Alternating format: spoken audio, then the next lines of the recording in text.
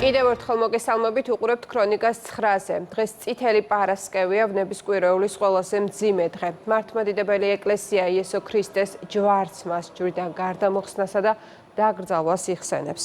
წითელ პარასკევს განსაკუთრებული სიმძიმიდან გამომდინარე ტაძრებში წირვა არ ტარდება. ამ დღესთან დაკავშირებით ყოვლადწმინდა სამების სახელობის საპატრიარქო ტაძარში დიდი ჟამნობა სრულდება. 14 საათზე კი მწუხრის ჟამს და გარდამოხსნის წესს საპატრიარქოს ტახტის მოსაყდრე მიტროპოლიტი შიო აღასრულებს. გარდამოხსნის წესის ბოლოს დატირების რიტუალი შესრულდება.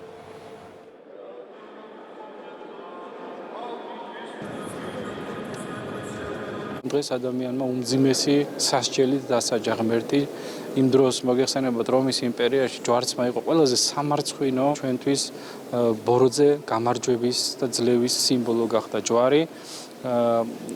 ამ დღეს ტაძრებში ტარდება დილაობით ჟამნობა, დიდი ჟამნობა, ასევე 2 საათზე იქნება მწუხრის ჟამნი და მწუხრის ჟამნის შემდეგ გამობრძანდება გარდამოხსნა და გარდამოხსნასთან შესრულდება მსახურება პატრიარქის მოსაყდრე მეუფე შიო აღავლენს ამ მსახურებასაც.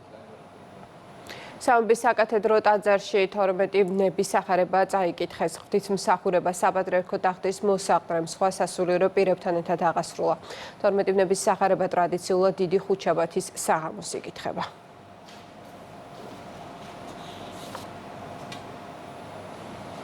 აღდგომის ღამეს თბილისის მეტრო გახანგრძლივებული დროით იმოძრავებს. 12-13 აპრილს კი ავტობუსების სპეციალური მარშრუტები დაინიშნება.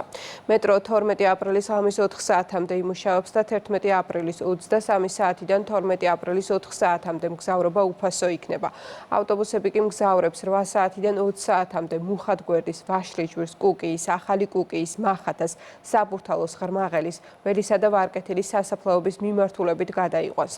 საზოგადოებრივი ტრანსპორტის სპეციალური მარშრუტები იმოძრავებს მეტროს სადგურებიდან მარჯანიშვილი, დელისის, არაჯიშვილი, ვარკეთილის მიმდებარე ტერიტორიიდან, ასევე დიდუბიზე და გასასვლელიდან, სადგურის მოედნიდან, ბესარიონ ჭიჭინაძის ქუჩიდან და ვარკეთილის მესამე მასივიდან, შუამთისა და აბაშვილის ქუჩების გადაკვეთიდან. აღნიშნული მარშრუტების ავტობუსებით მოქალაქეები 2 დღის განმავლობაში უფასოდ ისარგებლებენ. აღდგომის დღესასწაულთან დაკავშირებით გაზრდილი მგზავრთა ნაკადის გამო დაბადებითი რეისები დანიშნა საქართველოს რკინიგზამ. რეისები შესრულდება თბილისი, ბათუმი, თბილისი და თბილისი-ფოთი, თბილისის მიმართულებით 14 აპრილამდე. ბილეთების შეძენა შესაძლებელია კომპანიის ვებგვერდის და აპლიკაციის საშუალებით ან საქართველოს რკინიგზის სალაროებში.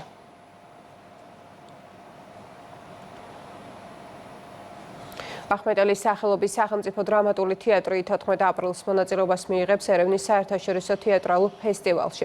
ფესტივალი გაიხსნება ახმეტელის თეატრის სპექტაკლით. აღსარება მე სერგო ფარაჯანოვი. სპექტაკლი ფარაჯანოვის უკანასკნელი კინოსცენარის მიხედვითაა დადგმული.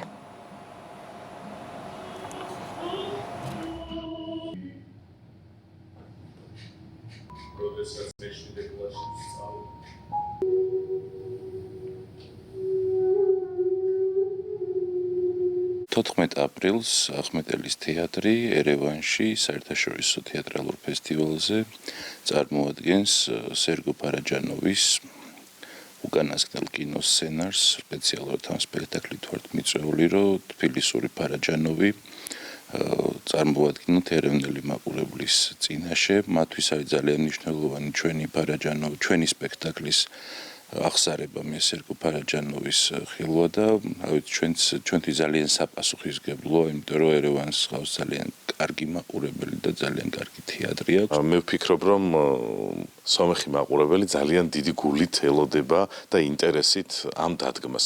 არა უბრალოდ ინტერესით, არამედ მე ვფიქრობ გულშემატკივრობენ და ჩვენ გვხვდა პატივად ის, რომ ხსნით ერევნის საერთაშორისო ფესტივალს ამ სპექტაკლით და ძალიან დიდი მოლოდინები გვაქვს ჩვენც ასე ემოციურად მივდივართ ერევანში.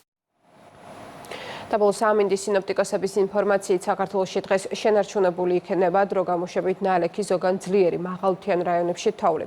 მთაში შესაძლებელია ტემპერატურის კლებაც. არამდგრადი ამინდი 14 აპრილამდე გაგრძელდება.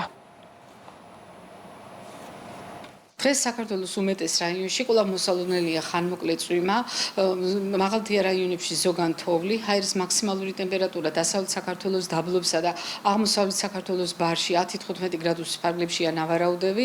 11-12 აპრილს საქართველოში არამდგრადი ამინდის პირობები შენარჩუნდება, უმეტეს რაიონში კვლავ დროგამოშვებით ნალექია მოსალოდნელი. ქრონიკა პირდაპირ ეთერში ზუსტად 10-ზე დაბრუნდება. იმედის ეთერს კვლავ იმედის დილა განაგრძობს. დროებით გემშვიდობებით.